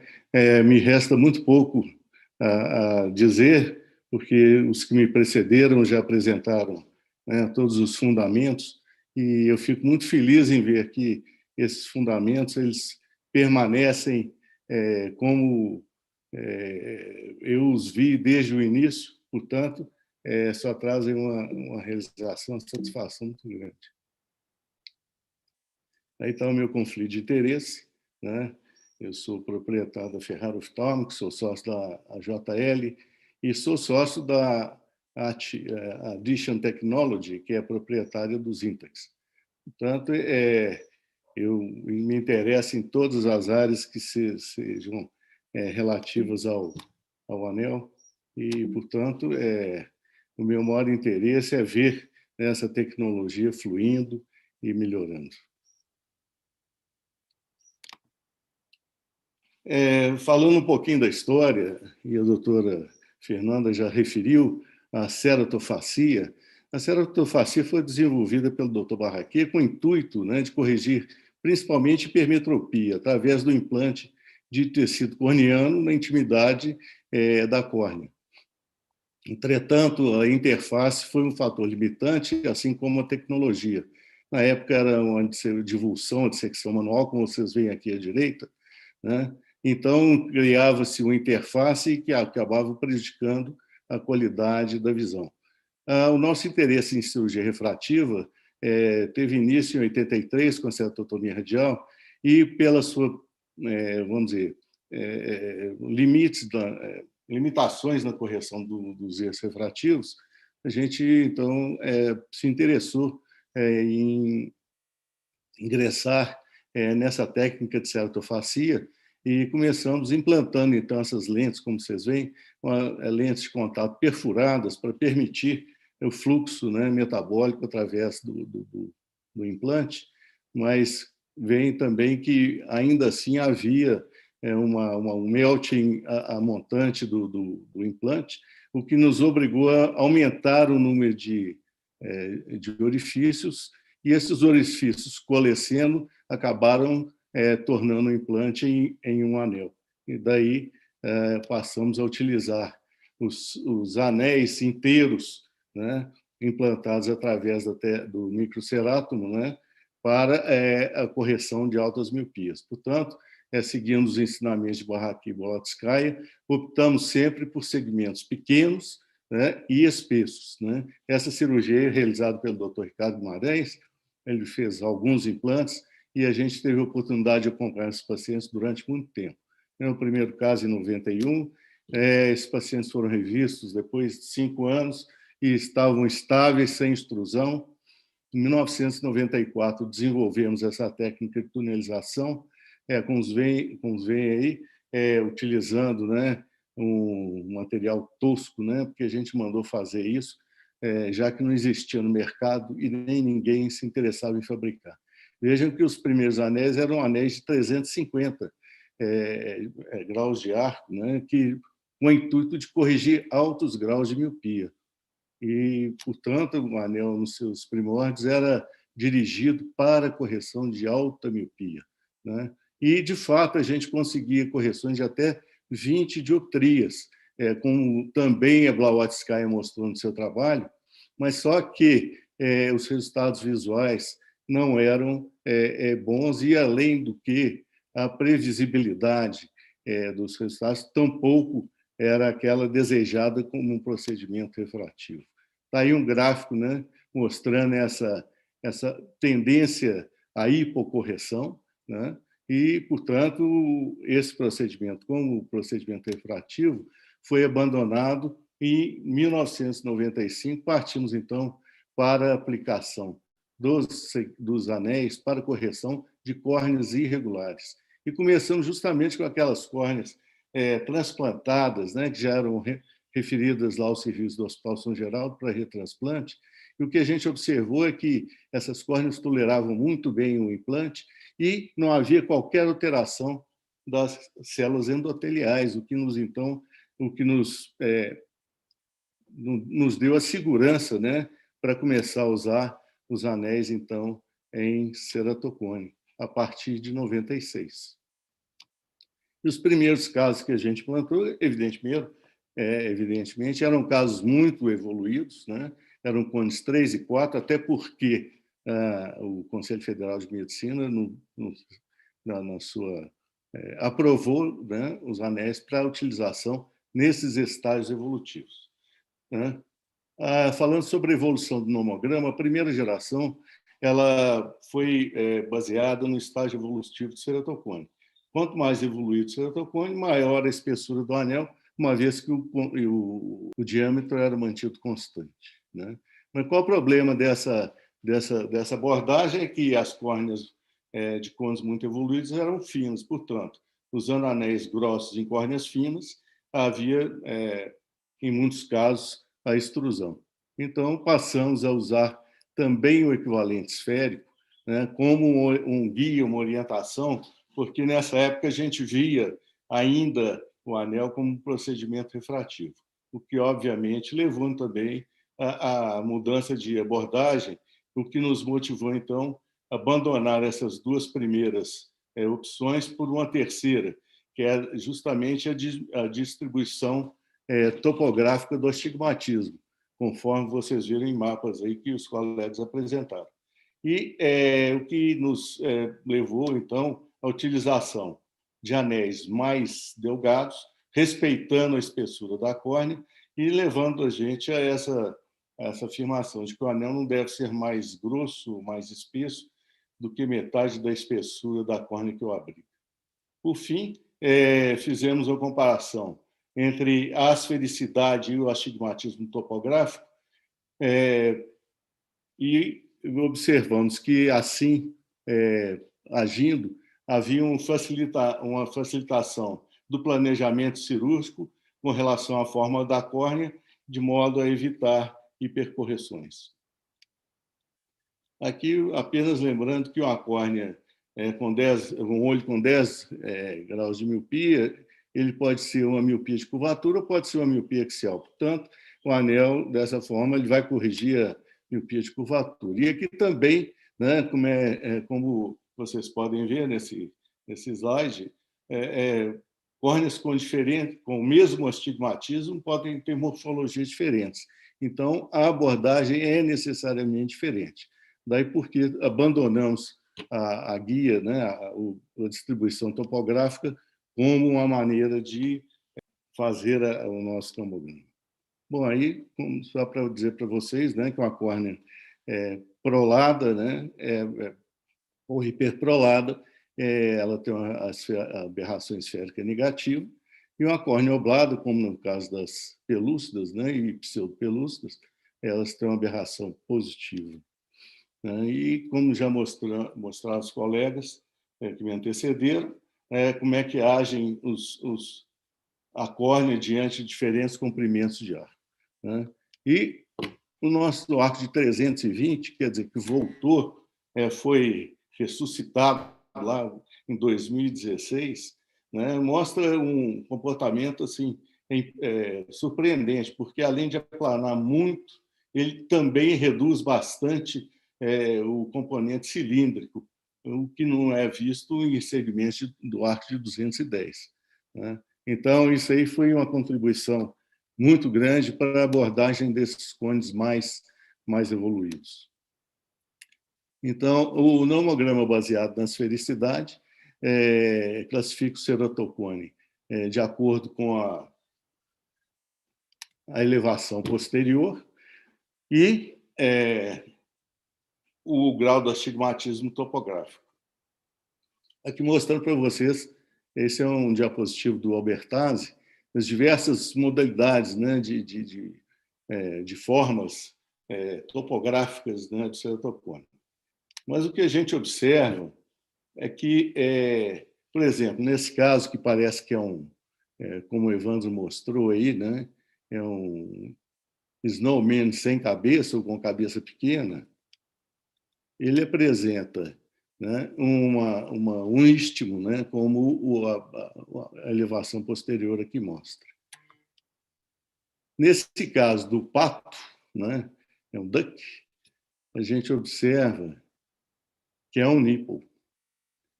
Então, se você for fazer o planejamento pelo pato, você vai usar 2 segmentos. Se você for fazer pelo nipo, você vai usar um segmento de arco longo. Daí, então, o que a gente vê é que usar a topografia, um outro caso aqui também, pode ser um homem sem cabeça, ou quem sabe se é um pato, não sei. É um cone oval, né? Então, aqui nessa abordagem, serão 2 segmentos de 160 ou de 140, conforme o tamanho do astigmatismo.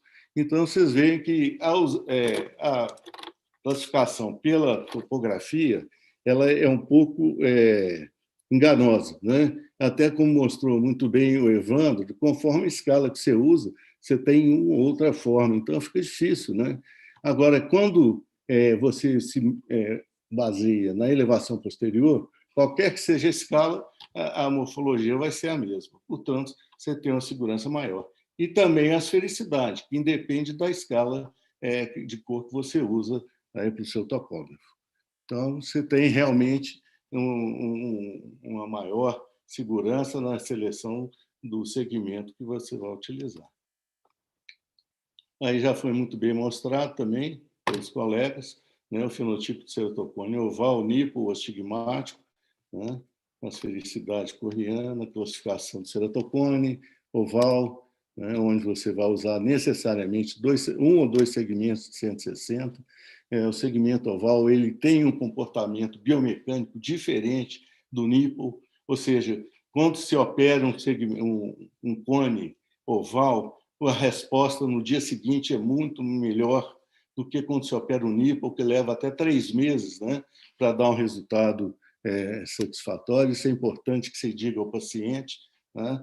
Então, isso também traz, né, na sua conversa com o paciente, né, sobre expectativas, né, ou como você deve se conduzir, ou como o paciente pode esperar do procedimento. Aí um cone nipo, né, central hiperprolado, ele pode ser abordado pelo 210 se tiver baixo astigmatismo, ou pode ser melhor abordado pelo 320 se ele é mais hiperprolado e apresenta astigmatismo. Então, vejam bem, né, quando tem um astigmatismo baixo, né, e quando se tem um astigmatismo alto, as diferentes espessuras para cada anel. Aí é um istmo, né, um cone estigmático, onde a gente pode optar por utilizar 2 segmentos de 140, ou então, aí é um mapa de elevação posterior de um lago descentrado, que é uma pelúcida, né, onde a resposta realmente, naqueles astigmatismos muito elevados, pode não ser muito boa, e nesses casos eu tenho feito também aquele jaquetão, quer dizer, uma incisão periférica, fazendo uma correção cirúrgica do afinamento da córnea naquela região, né? Então, para os astigmatismos topográficos, a córnea, os segmentos devem ter os segmentos são 140 graus de arco, né, com essas espessuras variáveis. E aqui eu apresento um caso clínico, né, um paciente de 18 anos de idade, usando lente de contato gás permeável, com relato que ele está aguardando idade para o transplante de córnea. Isso aqui eu acho que é extremamente importante abordar, porque o que eu vejo muitas vezes na clínica é que os colegas ficam contemporizando o tratamento com lente de contato, né, esperando que chegue o momento de fazer o transplante. Essa realmente não é a melhor abordagem, né? Então, pacientes estão com cone grau 4 nos 2 olhos, presença de estrias em ambos os olhos, mas sem opacidades. Aí, ó, vocês veem que tem uma curvatura máxima no olho direito de 76,9 dioptrias e no esquerdo de 83,4. Claro, isso aí já é uma indicação de transplante, mas como nesses tempos de pandemia, né, não se consegue córnea, então, na verdade, esse caso já foi feito há mais tempo, foi em 2016, não tinha pandemia ainda não. Mas, de qualquer maneira, a opção foi implantar o segmento nos 2 olhos. Então, no olho direito, um paciente com esses valores de asfericidade, -2, e K máximo de 76,9. Foi implantado o anel de 360 por 20, teve, num primeiro momento, o aumento das fericidades para menos 1,64, o astigmatismo de 1,5, 73, né, já caiu o K máximo, e, no segundo momento, né, ele foi para 70,4 de K máximo, 1,61 e 1,6 de astigmatismo. Então, vocês vejam a evolução desse paciente ao longo do tempo, né? Ele já tem, acho que mais de 4 anos de operado. Portanto, é um paciente que tem seu cone corrigido, sua visão recuperada, né? Só com o implante do anel no olho direito. O olho esquerdo, vocês veem que é um cone muito mais avançado. Nesse caso, nós optamos por fazer um implante de lentículo, né? Como eu vou mostrar para vocês, e obtendo uma transparência, e esse estudo de transparência através estudo da densidade da córnea é muito importante para verificar o seguinte: primeiro, 2 fatos. Segundo, primeiro, que o anel diminui, aumenta a transparência da córnea depois do seu implante, e nos casos de lentícula a gente pode avaliar também a transparência, né? Vejam desse diapositivo aí, o paciente já no 30º dia do implante do lentículo, né? Com o anel implantado, nós fizemos o implante do anel e depois fizemos o implante do lentículo. Esse rapaz hoje está com a lente escleral, 20/40 de correção, né? Quer dizer, com o seu problema resolvido nos 2 anos. Muito obrigado. Isso, bom. Eu encerro aqui minha apresentação, porque eu acho que eu já fui além da hora, mas são vários outros casos, né, que a gente poderia estar comentando, e, portanto, agradeço a atenção, né, e a paciência de vocês. Muito, muito obrigado, Dr. Paulo. Excelente apresentação. Novamente, uma honra poder contar com a participação aqui do senhor hoje. Eu vou comentar brevemente aqui uma coisa que o Evandro tinha falado também na apresentação dele, que eu acho que foi o cerne aqui da nossa conversa, que os nomogramas realmente eles facilitam a vida do cirurgião, principalmente do cirurgião em treinamento, mas que a gente não pode esquecer aí dos fundamentos. Por isso a ênfase, eu acho que nessa parte que foi dada por todos os nossos palestrantes, e tem que entender, né, como que isso funciona e o tratamento que está sendo proposto ao paciente. Lembrar que o nomograma não é uma pedra fundamental aí que não pode ser desobedecida, né? E que, por fim, fazendo um jabá aqui também, doutor Evandro, o senhor comentou sobre os elementos finitos, né?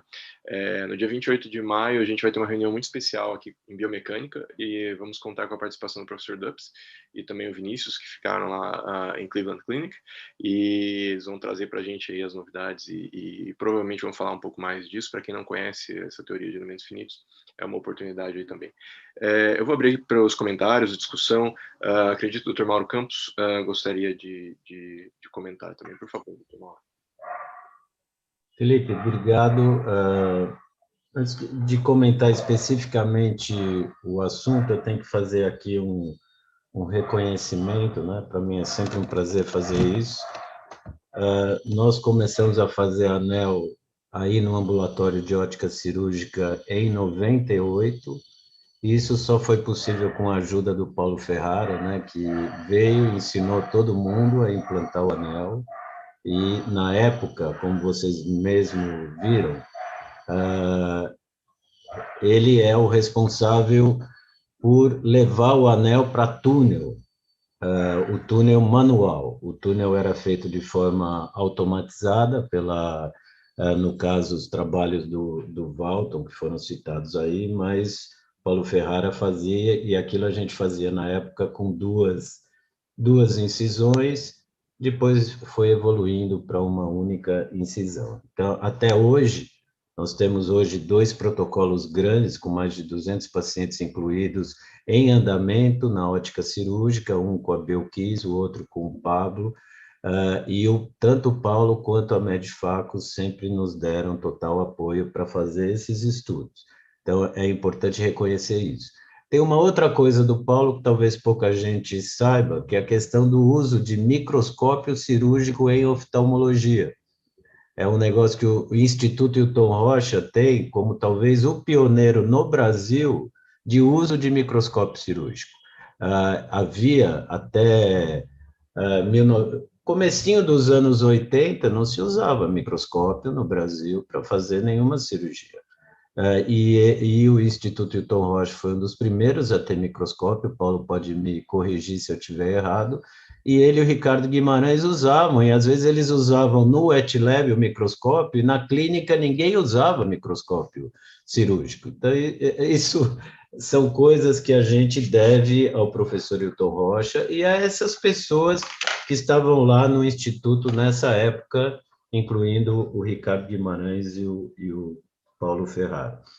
Para o Evandro, eu só tenho que dizer que o pai dele é o responsável por levar a universidade, a Sociedade Brasileira de Cirurgia Refrativa, isso no comecinho dos anos 90, a SBCR ela não tinha, vamos dizer assim, uma identidade acadêmica até então, e o Carlos Heller é um grande responsável por isso, por trazer ou por dar à sociedade essa identidade acadêmica, e eu fico muito feliz de ver que ele está aí seguindo, e a gente sempre torce, né, para que nossos filhos não superem e provavelmente superando o pai. Na Escola Paulista, Paulo, a nossa orientação é o seguinte: a cone em evolução, a gente prefere tratar com crosslink primeiro, e a correção visual é feita com o anel, a compensação, a redução dos problemas visuais é feita com o anel numa segunda fase. Mas é claro que existem escolas, as escolas de ensino, né, os locais que produzem conhecimento são escolas por natureza.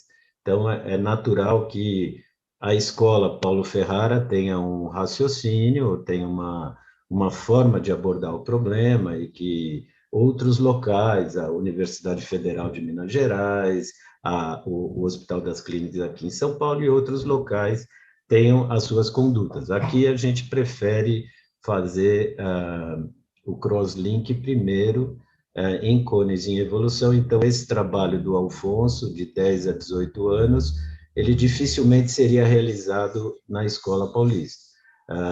Nós preferiríamos intervir com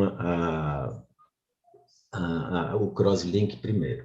Indo especificamente nos assuntos abordados, que eu acho que muitas coisas importantes foram citadas aqui. A importância de você não olhar só para a face anterior da córnea, a face posterior deve ter um papel importante nisso, de você reconhecer que pode ser que os anéis assimétricos tenham vantagem em relação aos anéis simétricos. Essa tendência de volta um pouco ao passado, de usar anéis de segmento mais longo, apesar da gente ainda não ter visto uma vantagem tão grande.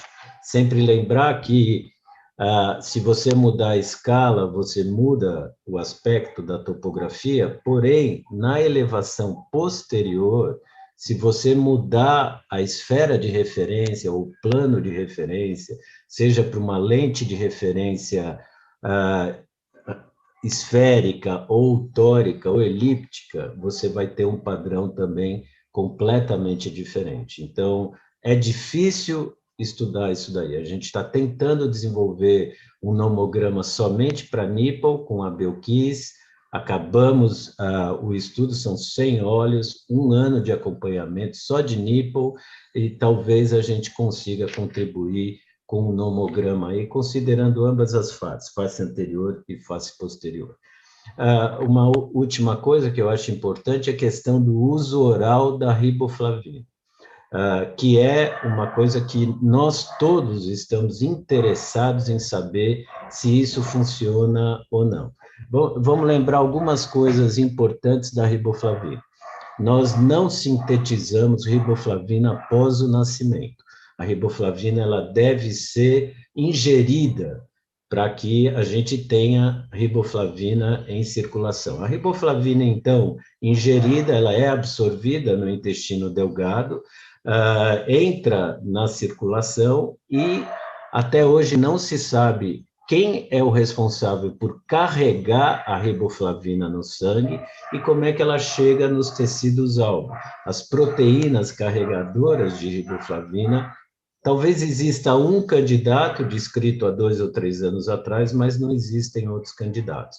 Então, eventualmente, eu ter uma deficiência desse carregador como uma causa de ceratocone, não é uma coisa ainda que a gente pode dizer.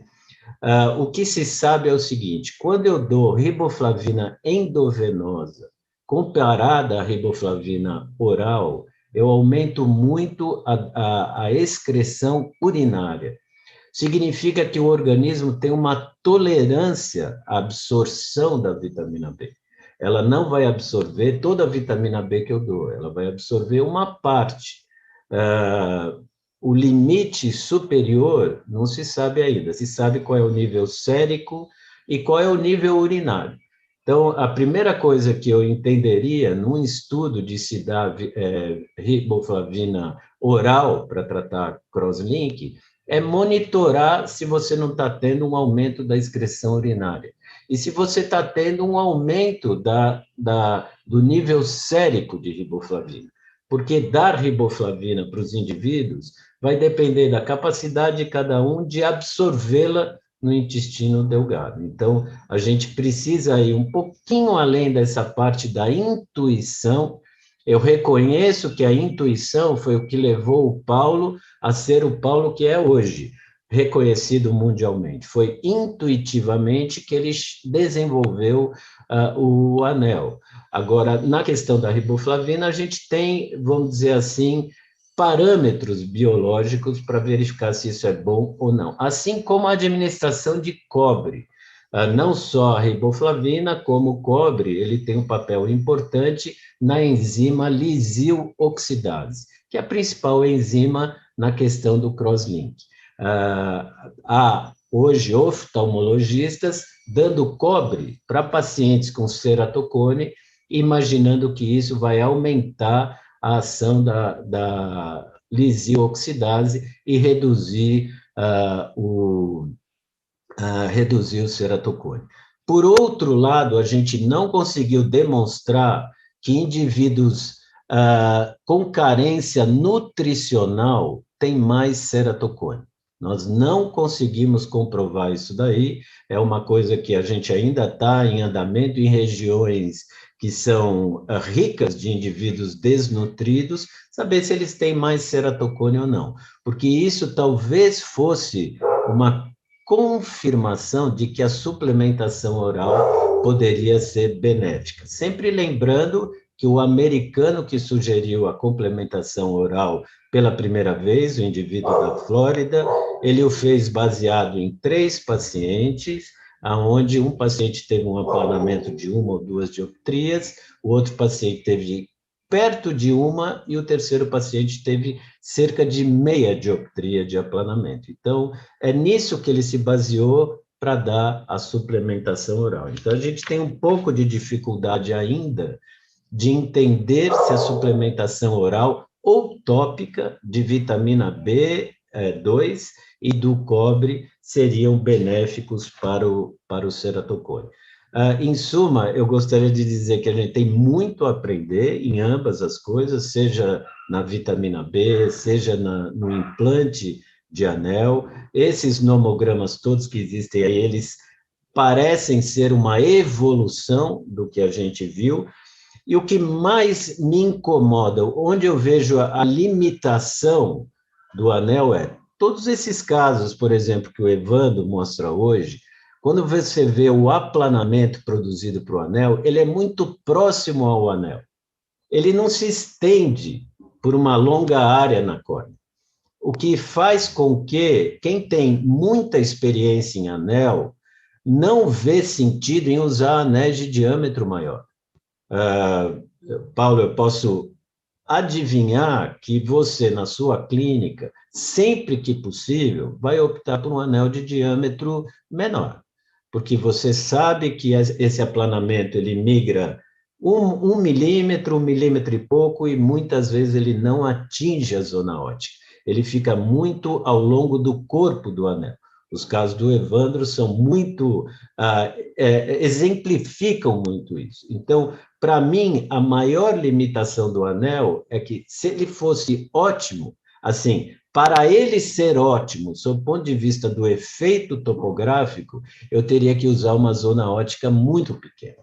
Então, isso, para mim, limita um pouco a capacidade do anel nessas correções. Seria bom até você me dizer se é isso que você faz muitas vezes, optar pelos anéis de 5, porque sabe que o efeito será melhor. De qualquer maneira, eu agradeço muitíssimo ao Paulo por toda a generosidade ao longo desses mais de 20 anos de cooperação científica. Nós temos alguns trabalhos publicados, obviamente ao Walton, que é um dos pais do anel, né? Aí a gente vai ter que fazer um genoma do anel para saber realmente quem é o pai dessa coisa, né? Vai ver que tem vários pais aí. E o Evandro, eu gostaria que ele transmitisse ao Carlos Heller muito carinho que a gente tem por eles. Obrigado.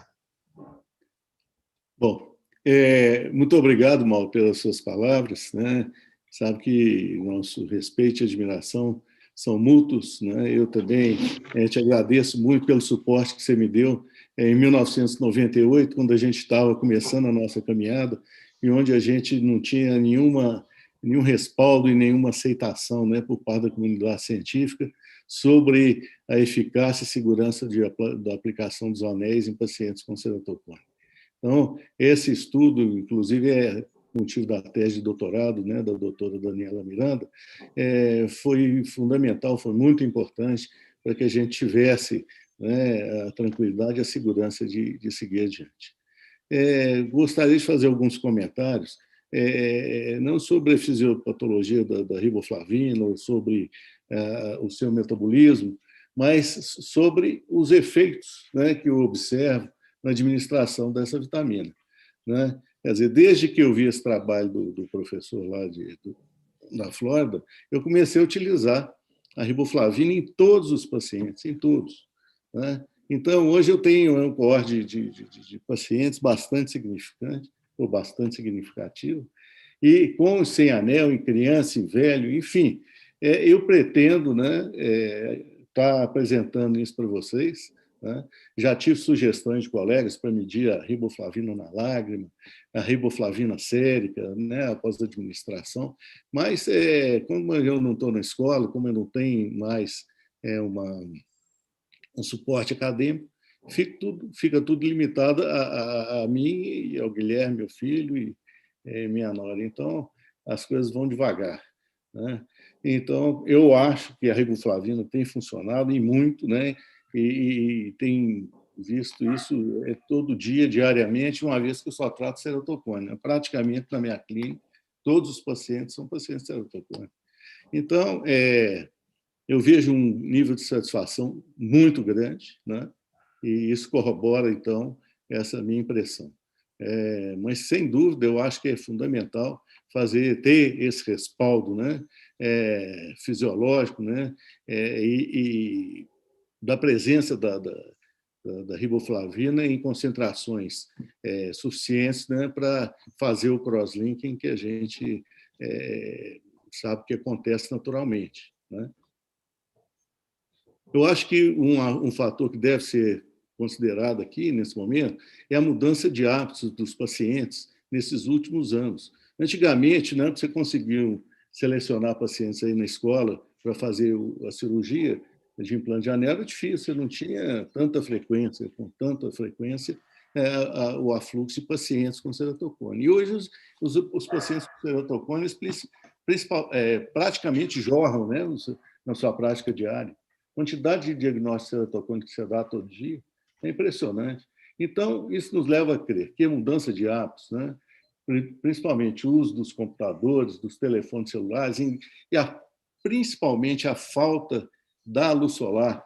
Se você se reportar a vitamina D ao raquitismo do começo do século passado, você vê que a solução foi dar a vitamina D oral e mandar a turma tomar sol, né? Porque eles ficavam dentro de casa, então, o que acarretava o aparecimento do raquitismo. Então, eu fiz vamos dizer, uma comparação dos hábitos atuais, né? Não com fatores nutricionais, mas com fatores comportamentais. Quer dizer, a partir do momento que a pessoa se coloca dentro de casa o dia inteiro, e essas crianças e adolescentes, principalmente, né, diante de telinhas que você sabe que notoriamente provocam uma astenopia, um desconforto ocular, né, seja pela radiação, e tanto é que as telas atuais dos computadores são amarelas, né, justamente para filtrar a frequência da luz azul, que é predominante nessas telinhas. Então, tudo isso tem que ser considerado, né? Não é só administrar a vitamina D2 que o problema está resolvido. É a mudança de hábito e, sobretudo, a insolação. Quer dizer, eu oriento os pacientes que tomem sol pelo menos meia hora todo dia, entre 10 e 2 da tarde, que é o horário de maior intensidade do raio ultravioleta. Com relação aos anéis, realmente, até 2016, a utilização de segmentos de arco longo não era utilizada, era o 210 ou então 160, raramente 140. Eu nunca usei 90 e 120. Eu acho que não funciona. Agora, sempre zona ótica de 5, né? E a gente tinha um resultado muito bom. Agora, quando eu comecei a utilizar os 320, eu tive uma surpresa muito grande, principalmente nos cones avançados, que é onde a córnea responde mais. Quer dizer, quanto mais avançado é o cone, menor a resistência dessa córnea, né? Menor a biomecânica e mais respostas você tem. E o que reflete isso é a qualidade de visão. Quer dizer, o paciente passa a enxergar melhor, entendeu? Então, isso são constatações, né? É do dia a dia, do volume que você tem, né? Das respostas que você tem, né? Obviamente, eu acho que essas observações elas têm que ser comprovadas, né? Elas têm que ser confirmadas através desses estudos que vocês estão levando adiante aí, e eu aplaudo e quero ver o resultado. E espero que esteja certo. Obrigado. Doutor Evandro, professor Walton, por favor. Bom, deixa o Evandro falar, que é nosso convidado ilustre também. Não, de forma alguma. Na verdade, eu só vou agradecer mais uma vez, né? Só fazer um breve comentário sobre a questão da elevação posterior, que foi muito bem abordada, né? Só lembrar que a classificação do professor Alfonso também leva em conta isso, já desde os primeiros trabalhos dele, antes mesmo, né, de estabelecida essa classificação e as sugestões dele para planejamento de nomograma. Tanto é que no pato, por exemplo, que foi comentado, a gente pode usar 2 ou até um segmento de arco longo, né, de espessura variável, e eu acho que é isso que o Dr. Mauro Campos comentou. A gente tem que ainda avaliar melhor, né, o benefício desses anéis, que parecem, sim, poder trazer benefícios, e isso só vai enriquecer melhor, como já dito, a proposta para o nosso paciente. E agradecer mais uma vez a menção que ele fez ao meu pai. Se eu for metade do homem do oftalmologista que ele é, eu já estou satisfeito, não tenho essa intenção de superá-lo. E aqui, na verdade, além de poder estar falando desse assunto que é extremamente importante para a nossa prática diária, né, que é o anel, eu tenho aqui grandes professores aí da escola, o doutor Mauro Campos, o doutor Walter Nonzé, o doutor Wallace Chamon, a doutora Adriana Forceto, e o doutor Paulo Ferrara também, que antes da pandemia a gente tinha um encontro quase que diário ao pé da clínica lá no Café e Pizzaria do Boris, que é nosso italiano com nome de russo, e agora no encontro há muito tempo. Agradecer aí, é sempre uma honra estar junto dele aí, podendo falar. Obrigado.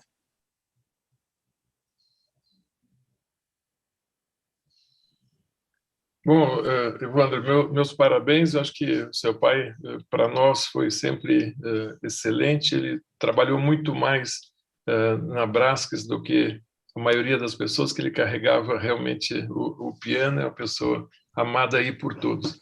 Meus parabéns pela sua apresentação, e tudo foi realmente excelente, as classificações, e principalmente chamar a atenção do anel assimétrico, que faz todo sentido.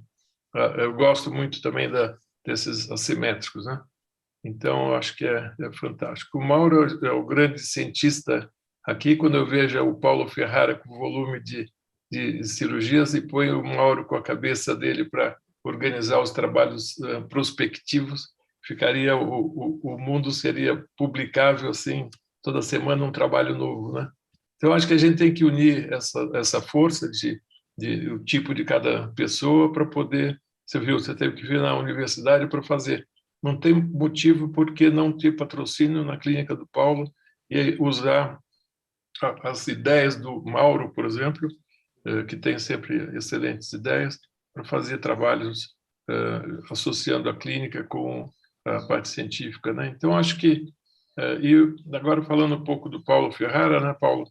a gente está mais ou menos da mesma época, sofremos junto no começo, então eu lembro quando você veio, a gente estava fazendo os primeiros casos aqui em São Paulo, você veio, trocamos ideia, você contou da sua patente, e a gente até falou, queria que você vendesse a patente para o Intax, e foi aquela vida toda, aquele trombolho que a gente usava, o vácuo, daí você veio com a dissecção manual mais simples, menos trabalhosa, né?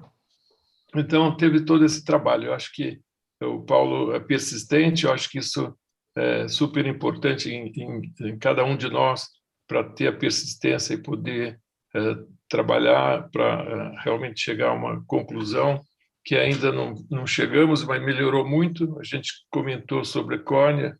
Realmente, depender de córnea para transplante é uma tristeza, né? Você só pode operar quando tem.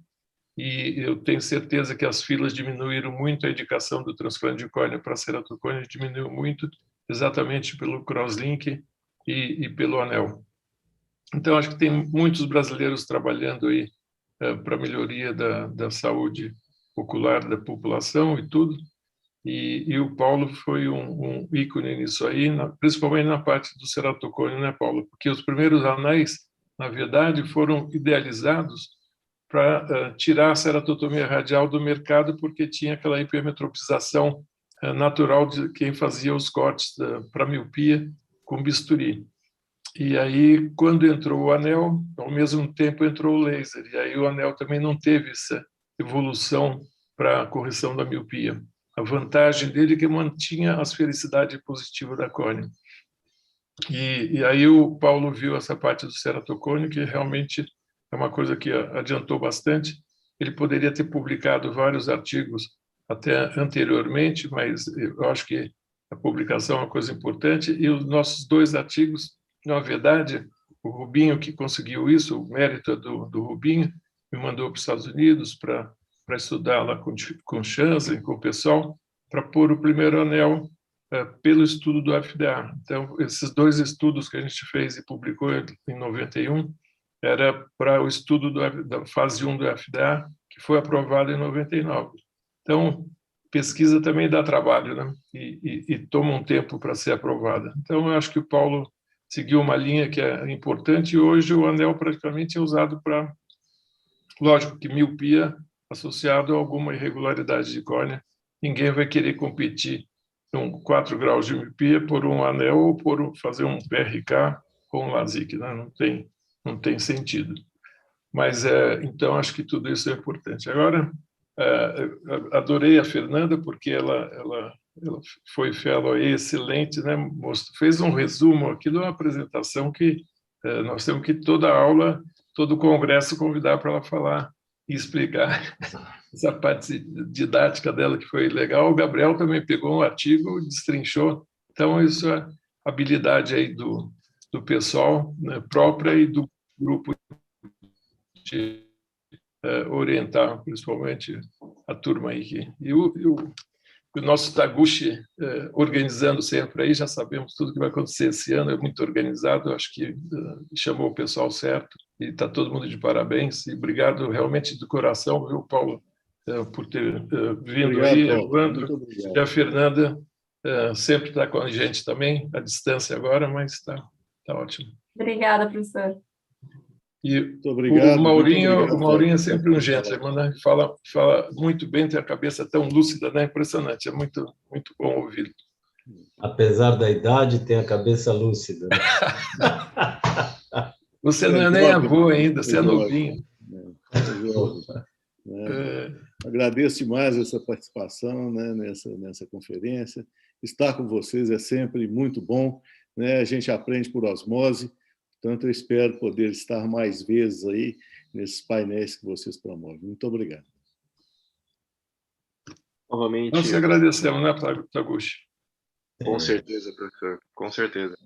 Agradeço, inclusive, além dos nossos convidados, a presença da nossa plateia, a presença da plateia mais que privilegiada, como são aí os professores, com seus brilhantes comentários. Obrigado mais uma vez, Fernanda, Evandro, Gabriel, Dr. Paulo, pela participação.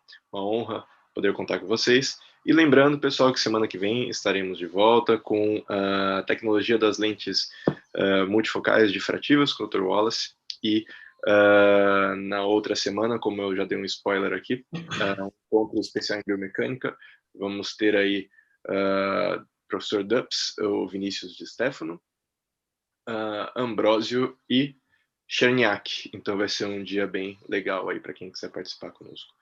Pessoal, mais uma vez, obrigado. Bom final de semana a todos. Boa semana. Tchau, tchau. Até mais. Obrigado. Um abraço.